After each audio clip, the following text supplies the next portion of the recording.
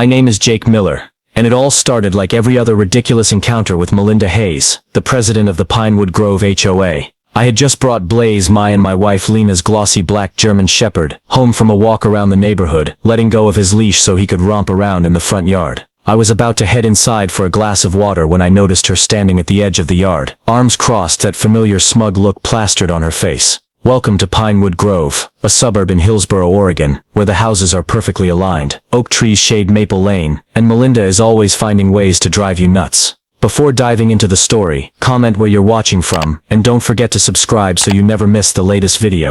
I sighed. What now, Melinda? She stepped closer, her index finger pointing straight at Blaze, who was happily holding a tennis ball in his mouth. That dog is in violation of HOA rules, she barked, her shrill voice cutting through before I could even turn to look at him. I frowned. What do you mean, Melinda? She marched forward, pointing as if Blaze were a wanted criminal. We have very clear rules about pets allowed to roam free here. That dog is absolutely unacceptable. It's a big breed, barks like crazy, and our regulations strictly forbid disruptive pets like that. I looked at Blaze. He was sitting still, bright eyes looking up at me as if asking what was wrong, then back at Melinda. He's not a disruptive breed, I said, that familiar irritation starting to bubble up. She smirked, pulling the HOA handbook from her purse. Of course Melinda always carried that thing like it was a Bible, and held it up. Pets that cause a nuisance or exhibit inappropriate behavior must be dealt with immediately. I've had complaints about this dog, Jake. I furrowed my brow, trying to keep my voice calm. Complaints from who? He only barks at strangers. Melinda flipped through a few pages in her handbook, reading aloud, like she was handing down a death sentence. I've reported it to the board. If he's not kept inside within the next hour, I'll call animal control. I almost laughed, but her triumphant glare made me hold back. You can't just take someone's dog because you think it's disruptive, Melinda, I said, my voice starting to sharpen. Her eyes gleamed with petty satisfaction. Oh, I can. In fact, I already have. Animal control is on their way. I felt the heat rushing to my head. Melinda had pulled these dumb stunts before, like fining Mrs. Dorothy Evans for wrong-colored tulips, or sending warning letters to Mr. Paul Ortiz about his bike. But this was a whole new level of crazy. You haven't even given me a chance to keep him inside, I argued, trying to stay calm. She cut me off, arms crossed again. Rules are rules. If you'd read the guidelines, you'd know this isn't up for debate. I shook my head, watching Blaze still innocently holding his ball, oblivious to being sentenced by the HOA queen of Pinewood Grove. Pinewood Grove is my home, where I live with Lena, a K-9 trainer with the Hillsboro Police Department, and Blaze, her four-legged partner. I work from home, freelancing as a writer, so I'm usually here with Blaze while Lena's at work. Blaze isn't just a dog, he's a K-9 star, trained to track criminals, sniff out drugs, and sometimes save lives. To me, he's a furry little guy, who loves chasing tennis balls. Kids like Timmy Lee adore him, calling him Super Dog Blaze every time I walk him. As Melinda turned on her heels and walked off, leaving me standing there with Blaze, I whispered to him, "Can you believe this, buddy?" Blaze wagged his tail, as if to say he didn't care, but I knew this wasn't over. In Pinewood Grove, under Melinda Hayes and that damn HOA's reign, peace was only temporary. After that afternoon when Melinda stood in my yard declaring she'd call animal control to take Blaze, I figured she was just bluffing to stroke her own ego. I was wrong. Melinda wasn't the type to make empty threats. She had power, or at least she thought she did, to turn her warnings into action. I told Lena about it when she got home that night, hoping for a bit of comfort. Lena just laughed out loud, petting Blaze as he sprawled out by the couch, and said, "Let her try. Blaze is police property, Jake. No one's touching him." I nodded, but that uneasy feeling still lingered in my mind. A few days passed, and I tried to keep things normal. I walked Blaze as usual, let him romp in the yard, tossed him his ball to play with. I even thought I'd won this round. Melinda was probably just growling for show and would let it go. But then, one noon, while I was sitting on the porch with my laptop on my lap, typing up a piece for a client, I heard those familiar clacking footsteps. I looked up, and sure enough, there was Melinda again. This time, she didn't stand at the edge of the yard. She marched right in, holding a folded piece of paper, her high heels tapping the walkway like she meant to puncture the concrete. I set my laptop down, stood up, bracing myself for another argument. Blaze, lounging in the sun near the fence, perked up too, ears twitching like a radar picking up trouble.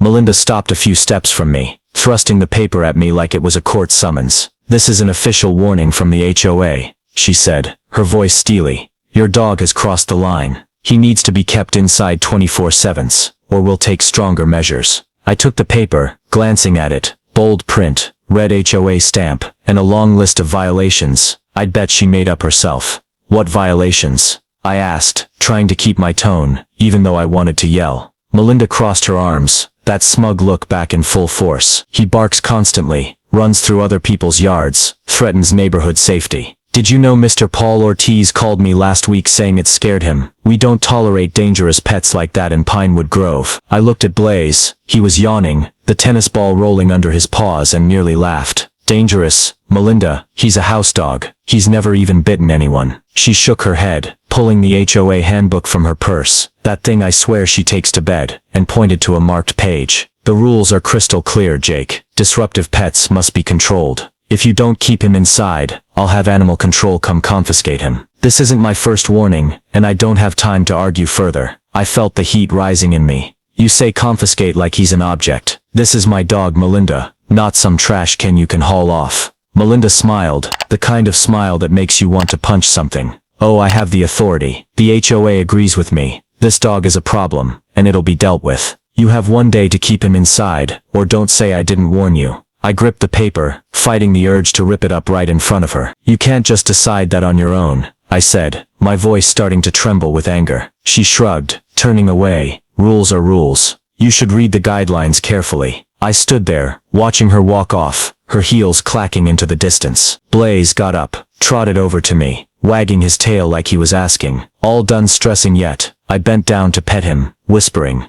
you don't know it, buddy, but I think she's about to start a real fight. I unfolded the paper to read it closer. Beyond the usual nonsense like excessive barking and uncontrolled behavior, there was a line saying if I didn't comply, the HOA would take legal action. I smirked. Legal action against who? Blaze was Lena's K9, and I knew Melinda was digging her own grave.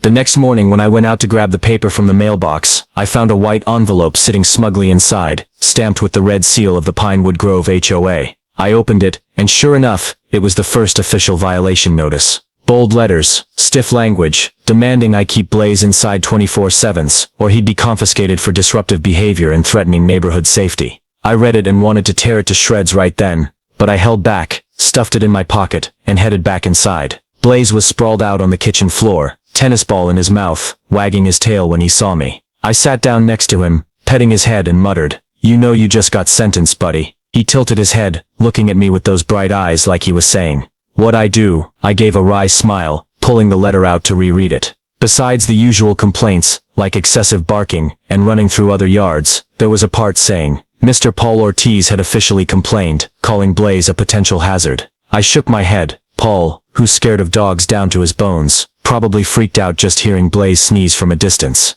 That night, when Lena got home, I handed her the letter. She was kicking off her shoes, glanced at it, then burst out laughing, the sound echoing through the living room. What's this, Jake? They're gonna confiscate Blaze for barking. She plopped onto the couch, pulling Blaze close, running her fingers through his fur. Doesn't she know he's police property? Let's see her try anything. I shrugged, recounting the standoff with Melinda from the day before. She said she reported it to the board, and animal control's on the way. But you're right, she doesn't know who she's messing with. Lena smirked. That smirk I knew meant she was already plotting Melinda's downfall. Let her make a fool of herself. You don't need to lock Blaze up. He's a K9. No one's got the right to touch him. Hearing Lena say that eased me a bit, but that simmering irritation still lingered. I decided to ignore the violation notice, letting Blaze roam free as always. The next morning I took him for a walk around the neighborhood, deliberately passing Mr. Paul Ortiz's house to see how he'd react. Blaze just sniffed some bushes, wagged his tail at kids like Timmy Lee playing outside. But when I got back, I saw Mrs. Dorothy Evans at her fence, waving me over. Jake, I heard Melinda's giving you a hard time over Blaze, she said, her voice full of sympathy. I like him. He makes the neighborhood livelier. Don't let her bully you, okay? I smiled, thanked Mrs. Dorothy, but not everyone felt the same. As I passed Clara Benson's house, an HOA member tight with Melinda, she poked her head out the window and yelled, you should lock that dog up. Jake, Melinda's right. He doesn't belong here. I frowned, shooting back. He belongs here more than you think, Clara. She huffed and slammed the window shut. I shook my head, leading Blaze home. The neighborhood was starting to split. Some loved Blaze, others backed Melinda and her damn rules. I figured Melinda was just bluffing when she said she'd call animal control to take Blaze, but I'd underestimated her crazy determination. A few days after that first violation notice, I was on the porch tossing a ball for Blaze to chase in the front yard. He just leaped to catch it mid-air when I heard an engine rumble in the distance. I looked up and saw a white truck with Hillsborough Animal Control written on it, "Pull up at the end of Maple Lane." My heart pounded, not out of worry for Blaze, but because I knew Melinda was playing for real. I stood up, calling Blaze back to me, just as I caught sight of Melinda stepping out from her house a few doors down. She wore a pastel coat, arms crossed, that smug look plastered on her face as usual. A man stepped out of the truck, dressed in a dark blue uniform, holding a clipboard, heading toward my yard. Melinda stormed over, pointing at Blaze like he was a wanted felon. "That dog," she shouted, her shrill voice ringing across the street. "Take it away right now. It's a danger to this neighborhood." I stepped off the porch, gripping Blaze's leash tight, trying to stay calm even though my blood was boiling. "What the hell are you doing, Melinda?" I asked, sharper than I meant to. She turned to me, grinning wickedly. "I warned you, Jake. That dog's breaking HOA rules, barking like mad, running wild, threatening safety. I called animal control, and they're handling it now." I shook my head, hardly believing she'd go this far. "You don't have the right to take my dog," I argued, but Melinda cut me off. "Oh, I do. The rules allow it, and the board agrees with me." The guy from animal control, his name tag read Tom Riley, walked up, looking at me first. "You the owner of this dog?" he asked, calm, a stark contrast to Melinda's bluster. I nodded. "Yeah, this is Blaze, my and my wife's dog." Melinda jumped in, her voice dripping with contempt. "And if he doesn't lock it up right now, it's gone. I've reported everything. Neighbor complaints, disruptive behavior, the works." I smirked at her. "You ought to be careful with this game, Melinda. I told you, don't mess with him." Melinda laughed, her tone oozing arrogance. "Oh really? And why not? Because you think he's cute?"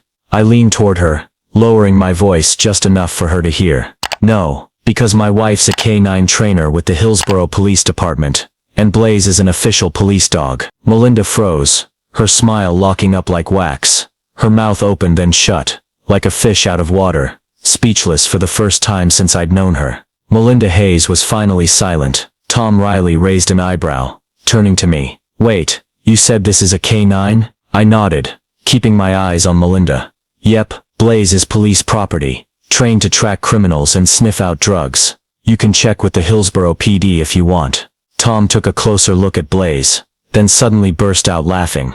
"Blaze, I know this dog. He worked with me on a big drug bust downtown Hillsborough last year. This guy's a star." He bent down, patting Blaze's head, and Blaze wagged his tail like he knew he was being praised. Melinda went pale, clutching her HOA handbook like she wanted to crush it. That's not true," she stammered, scrambling for her commanding tone. "There's no police dog in this neighborhood. That dog doesn't belong here." I laughed, shaking my head.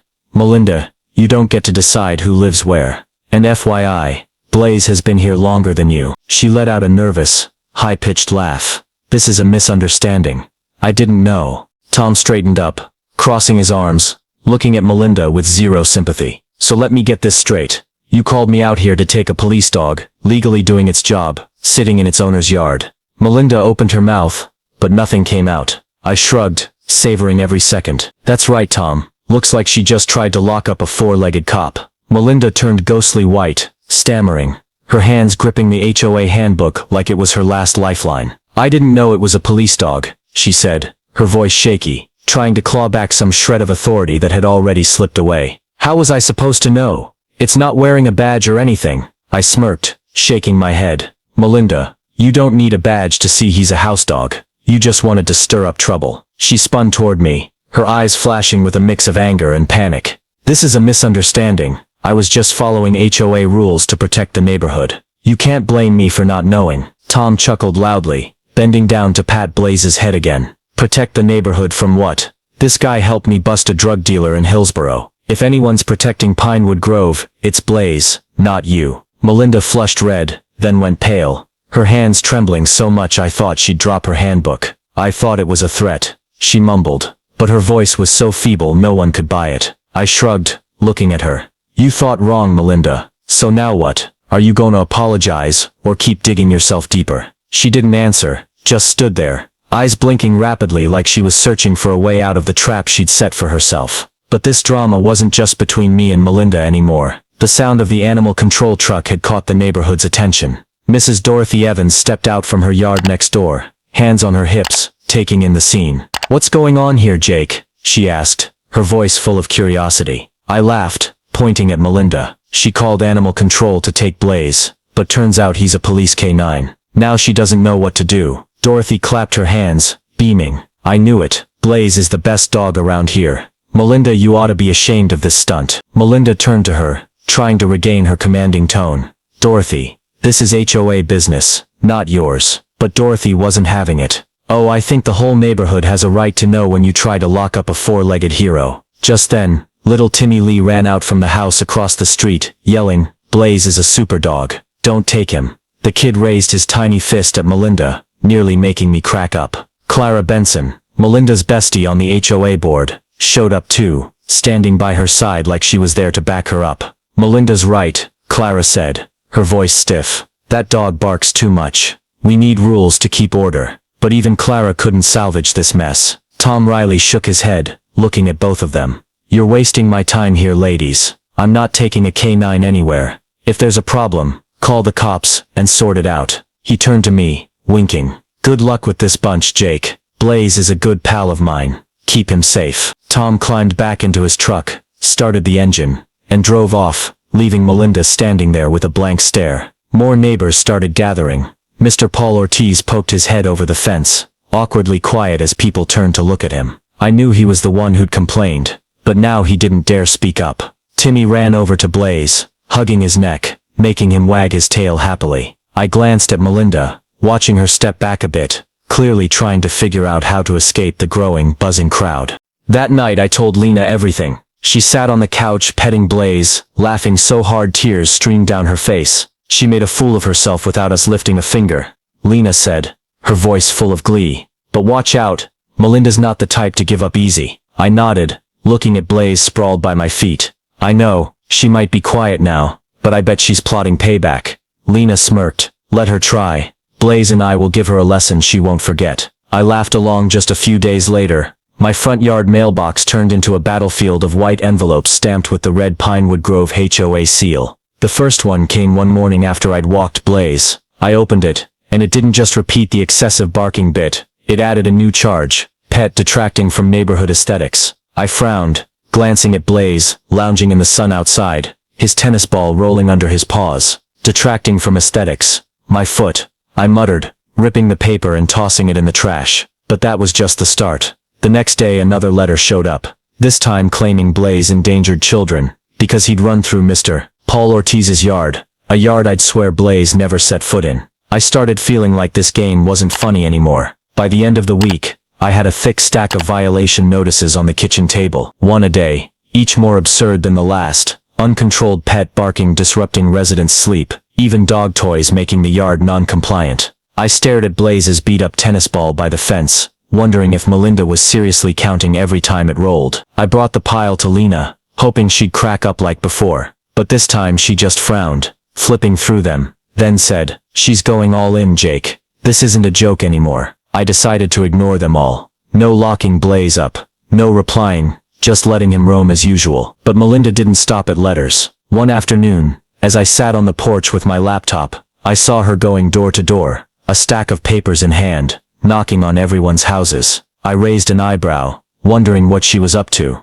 Then Mrs. Dorothy Evans called me. Her voice ticked off. "Jake, Melinda just came by, asking me to sign some petition to ban big dogs in Pinewood Grove. She says Blaze is a threat, and she's got enough signatures to take it to the board." I sighed, feeling the heat rising again. "Did you sign?" I asked. Dorothy laughed hard. "Of course not." I told her Blaze is sweeter than her whole HOA board put together. But not everyone was like Dorothy. When I walked Blaze that night, Clara Benson stood in her yard, giving me an icy stare. "Melinda's right," she yelled over the fence. "That dog doesn't belong here. We'll make you lock him up, Jake." I shrugged, firing back. "Go ahead and try, Clara, see who wins." But inside I started to worry, not about losing Blaze, but because Melinda's stubbornness was dragging the whole neighborhood into this mess. Mr. Paul Ortiz avoided me completely, probably embarrassed for complaining first, but I'd bet he signed her petition. The neighbors split harder than ever. One morning,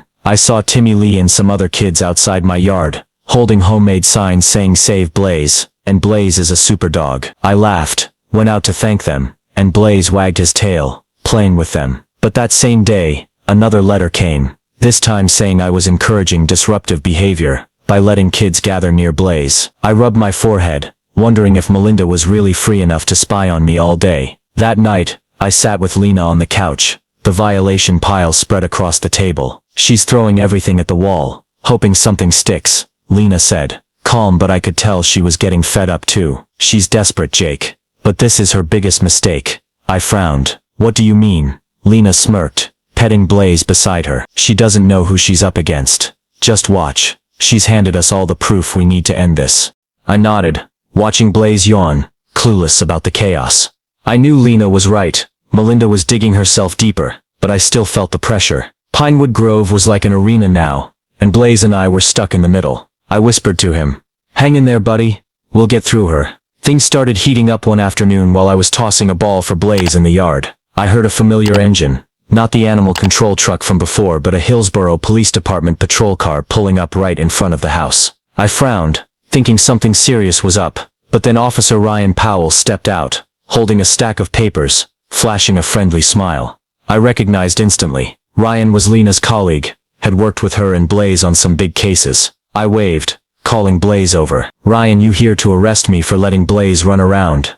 I joked. Ryan laughed hard, shaking his head. "No way, Jake. Lena told me about your HOA drama mess. She asked me to swing by and check out those violation letters." I led him inside, handing over the thick stack from the kitchen table. Ryan flipped through them, his frown deepening with each one. "She's accusing Blaze of endangering kids, ruining aesthetics. This is a K9. I've seen him sniff out drugs in a warehouse. No one suspected." He set the papers down, looking at me. "Lena's right. This isn't just harassment anymore. She's crossing lines." I ran through the whole story from Melinda calling animal control to the flood of violation notices, and her big dog ban petition. Ryan nodded, jotting a few notes in his pad. "I'll report this upstairs. Messing with police property isn't a game, Jake. She could be in deep trouble." I shrugged, giving a wry smile. "I just want her to leave me and Blaze alone." Ryan winked. "Don't worry, Lena and I got this. But brace yourself. This is about to blow up." And blow up it did. A few days later, while I was on the porch with Blaze, Lena called. "Turn on the TV," she said, her voice buzzing with excitement. I went inside, flipped to the local Hillsborough Tribune channel, and nearly dropped the remote when I saw the headline. "Pinewood Grove HOA harasses K9 star." The report had a picture of Blaze from a police training session, plus a short interview with Ryan. He recounted Blaze's drug bust heroics, then mentioned the HOA trying to lock him up. "We're investigating," Ryan said on screen, "because this isn't just a mix-up. There's signs of harassing police property." I stood there stunned, watching Blaze sprawl on the floor, yawning obliviously. "You're famous now, buddy," I whispered, petting him. But I knew Melinda wouldn't like this news. Sure enough, that night, I saw her in her yard, yelling into her phone, face red like it might explode. I couldn't hear her, but the way she waved her arms and stomped told me she was trying to manage the fallout. Neighbors started buzzing. Mrs. Dorothy Evans called, laughing. "I saw Blaze on TV. Melinda's gotta be fuming, Jake." I laughed too, but inside I wondered, what's she gonna do next? The next morning, Ryan came back, more serious this time. "Jake, we found some juicy stuff," he said, sitting on my couch. "Melinda hired a PI to tail Blaze, using HOA funds. Lena told me to dig deeper, and it looks like she's way overstepped her bounds." I frowned. "A PI? For what?" Ryan shrugged. "Probably to find dirt on you or Blaze. But it's illegal, using community money for personal stuff. We're reporting it to the city." I felt a mix of anger and amusement. Melinda wasn't just hitting back with letters. She was playing dirty. Lena got home that night, set her K9 badge on the table, and gave me a steely look. "She's done, Jake," she said, her voice firm. "Ryan and I sent all the evidence to the brass. The city's stepping in and Melinda's gonna pay." I nodded, glancing at Blaze sleeping soundly by the couch. "Will she give up?" Lena smirked. "Nope, she'll sue us. Just watch." But that'll be her final mistake. When the cops and media jumped into the mess, Melinda stirred up with Blaze. I thought she'd wise up and back off. But Lena was right. Melinda wouldn't go down without a fight. A few days after the Hillsborough Tribune ran the K9 star harassed by Pinewood Grove HOA story, I got another envelope in the mailbox. This time it wasn't an HOA violation. It was a civil lawsuit from Melinda, accusing me and Lena of deceiving everyone about Blaze's identity to disrupt neighborhood order. I read it and nearly laughed. She was actually suing us for not locking up our dog. Lena just shook her head when I showed her the suit. "This is her last swing," she said, calm as ever, "and her last mistake." The trial went down at the Hillsborough Courthouse, a gray building with long halls smelling of old wood. I sat at the defendant's bench beside Lena, with Blaze lying obediently at our feet. Yep, we brought him along, and the judge allowed it since he was a witness in the case. Melinda sat across, in a light blue suit, hair tightly bunned, her face stiff like she was clinging to her last shred of authority. She'd hired a lawyer, a skinny middle-aged guy named Harold, who kept pushing up his glasses as he talked. I glanced at Lena, whispering, "She's serious about this." Lena smirked. "Let her dig her own grave." Harold stood up, launching into a long-winded speech, accusing me and Lena of hiding that Blaze was a K9 to exploit privileges and threaten Pinewood Grove residents. He waved Melinda's stack of violation notices as evidence, claiming we'd ignored HOA rules and disrupted the community. I nearly laughed when he mentioned barking interrupting sleep. Blaze would be bummed to know he got sued for yawning. Melinda sat there nodding, like that pile of made-up nonsense would save her. Then it was our turn. Lena stood up, pinning her K9 badge to her chest, her voice calm but sharp, just like when she trains Blaze. "Your Honor," she began, "my husband and I didn't deceive anyone. Blaze is an official K9 with the Hillsborough Police Department, trained to protect the community, not threaten it. The only one causing trouble here is Mrs. Hayes, when she called animal control to lock up police property and sent a slew of baseless violation notices." She placed the stack of letters on the table, then turned to me. "Jake, bring Blaze up here." I led Blaze to the witness stand, a sight I swear I'll never forget in my life. Lena commanded, "Blaze, search," and tossed a small bag with a training scent into the corner of the room. Blaze bolted over, sniffed it out, then sat down in front of the bag, barking once sharply. The whole courtroom burst into laughter, even the judge, an older man with silver hair. Harold stammered, "Your Honor,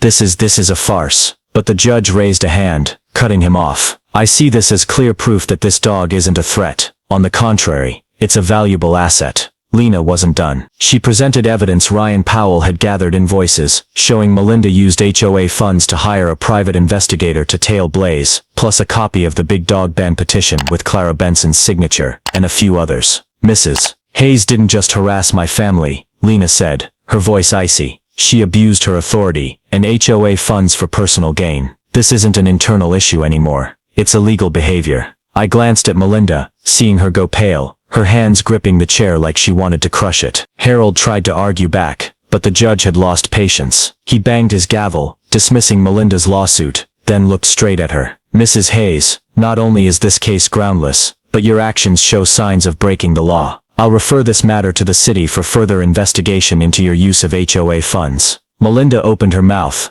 but no words came out. I saw Harold whisper something to her, but she just sat there, eyes blinking furiously, like she was searching for an escape. As we left the courtroom, I petted Blaze's head, whispering, "You did great, buddy." Lena took my hand, smiling faintly. "She's finished, Jake. The city won't let her off after this." I nodded, but inside I was still a little uneasy. Melinda might have lost the case, but that venomous glare she shot me as she left the courthouse made me feel she wasn't fully defeated yet. I knew the truth was out. She didn't just harass us, she blatantly abused her power. Pinewood Grove wasn't Melinda's playground anymore. With this trial, she'd backed herself into a corner. I watched Blaze romp beside us as we headed home, feeling some relief at last. A few days after the trial, Officer Ryan Powell knocked on my door, holding a stack of papers thicker than all the violation notices Melinda ever sent. "Jake, you won't believe this," he said, sitting on the couch with a grin, half amazed, half amused. "The city launched a full investigation into the Pinewood Grove HOA after the judge passed it on. They struck gold, or rather trash, in Melinda's books." I frowned, petting Blaze beside me. "What do you mean?" Ryan smirked. "She didn't just use HOA funds to hire a PI to follow Blaze. She's been embezzling money for 5 years. Tens of thousands of dollars, Jake." I gaped, incredulous. Ryan spread the papers on the table, fake invoices for maintenance services, receipts funneling money to Melinda's personal account, even a neighborhood upkeep report. No one ever saw happen. She took residents' fines, community funds, and pocketed them, Ryan explained. The PI thing was just the tip. The city sacked her from the HOA on the spot, banned her from any leadership roles going forward, and slapped her with a massive fine for abuse of power and fraud. I shook my head, laughing. She's toast. But that wasn't all. One morning, I saw a police car parked outside Melinda's house. From my porch, I watched 2 officers knock, then hand her a stack of papers. She opened the door, still in her pastel cardigan, but her face was ghost white. I couldn't hear them, but the way her hands shook as she took the papers told me. It was a summons. Lena got home that night, confirming the rumor. She's facing criminal charges, she said, her voice triumphant. Fraud, embezzlement, misuse of public funds. The city's seizing her assets to cover damages, and she'll face trial again. This time not civil. I looked at Blaze, sprawled on the floor, yawning like he had no clue he'd just taken down the neighborhood's biggest foe. You're a hero, buddy, I whispered, stroking his fur. And to prove it, the Hillsborough Police Department threw Blaze a ceremony the next week. They invited the whole neighborhood, an outdoor event at Hillsborough's Central Park, with flags, banners, and a little medal for Blaze. I led him on stage beside Lena as the chief pinned it to his collar. The neighbors cheered wildly. Mrs. Dorothy Evans whooped. Timmy Lee shouted "Super Dog Blaze," and Mr. Paul Ortiz clapped quietly from the back, like he was apologizing. That night, Lena and I hosted a BBQ in our backyard, inviting the whole neighborhood, except Melinda obviously. Dorothy brought pie, Timmy and the kids played with Blaze, and Ryan recounted his exploits to anyone listening. I stood with Lena, watching everyone laugh and talk, feeling this long drama was finally over. Where's she at now? I asked Lena, sipping a beer. She shrugged, smiling lightly. Probably packing to leave Pinewood Grove. Her house got seized yesterday. I smirked, picturing Melinda amid her stuff, bitterly eyeing a neighborhood that wasn't hers anymore. The legal fallout didn't stop with Melinda. The city fined the Pinewood Grove HOA for letting her run wild, and the board dissolved soon after. Clara Benson, who'd backed Melinda, quietly apologized to me at the grocery store, but I just nodded it off. Pinewood Grove felt liberated. No more fines, no more Melinda knocking on doors with that damn handbook. As everyone left, I sat with Lena on the porch, watching Blaze sprawl under the yard lights. We did it, I said, my voice relieved. Lena took my hand, smiling. No, you and Blaze did it. I just helped a little. I laughed, petting Blaze again. Melinda had lost, not just her position and money, but her last scrap of dignity. I knew she wouldn't be back, and Pinewood Grove was ours now. Mine, Lena's, Blaze's, and everyone who'd stood by us. After Melinda Hayes got sacked, fined, and vanished from Pinewood Grove with a suspended sentence hanging over her, my neighborhood came alive again. The Pinewood Grove HOA couldn't handle the shock from the city's investigation. Just weeks after the BBQ, we held a neighborhood meeting and voted to dissolve it completely. No more board, no more fines, no more Melinda knocking with her damn handbook. I stood in the crowd that day, watching Mrs. Dorothy Evans raise her hand in favor, Timmy Lee cheering, and even Mr. Paul Ortiz nodding yes. Pinewood Grove was truly free now. Melinda didn't show her face anymore. I heard she moved somewhere after her house was seized, and no one bothered mentioning her. Clara Benson, who'd supported her, now quietly planted flowers out front, without fear of a wrong color.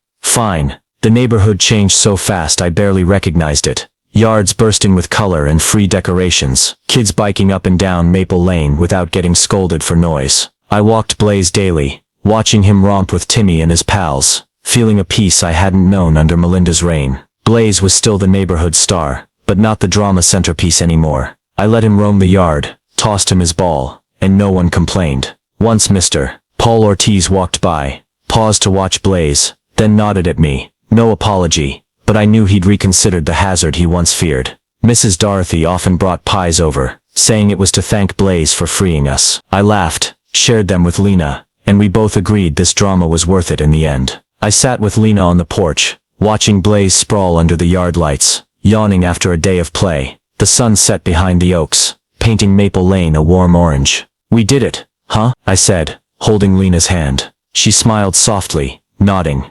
No, you and Blaze did. I was just backup. I shook my head, pulling her close. We're a team, me, you, and that furry guy. Blaze perked up, wagging his tail like he agreed, making us both laugh. Pinewood Grove was the place I'd always wanted to live now. No pressure, no dumb rules. I watched Blaze dart into the yard, chasing a butterfly, and felt something I hadn't in ages. Real peace. Melinda was gone, taking her shadow with her, leaving a freer, happier neighborhood than ever. I petted Blaze as he flopped back beside me, whispering, "Good job, buddy." Deep down, I knew, we didn't just beat Melinda, we took Pinewood Grove back for ourselves.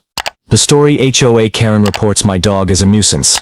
Didn't know it was a K9 unit star. Reflects a very real slice of life in the US today. The tension between individual rights and community rules, especially in neighborhoods with homeowners associations, HOAs. In the story, Melinda Hayes stands for those who abuse petty power to force their personal whims, like when she sent a barrage of violation notices about Blaze, Jake and Lena's K9, just because she didn't like him. On the flip side, Jake and Lena show the spirit of fighting for what's right, leaning on the law and truth, Blaze being police property to push back against injustice. The involvement of cops, media, and eventually the trial shows how the US legal system can step in to shield people from power trips, though it sometimes takes time and effort. The lesson here for real life in America is don't shy away from defending your rights when faced with unfairness, but do it smart and with facts. Jake didn't just ignore Melinda. He let Lena and Ryan use proof, like her PI invoices, to expose her. It's a reminder that in the US, where law and community matter big, staying cool, gathering evidence, and tapping the system like police or media can turn the tables. Plus, the unity from neighbors like Dorothy and Timmy highlights community strength against bullies like her. In today's world, where HOAs and Melindas still pop up, take a page from Jake. Be patient, play it sharp, and trust the truth will win out, like how Blaze got honored, and Pinewood Grove found peace again.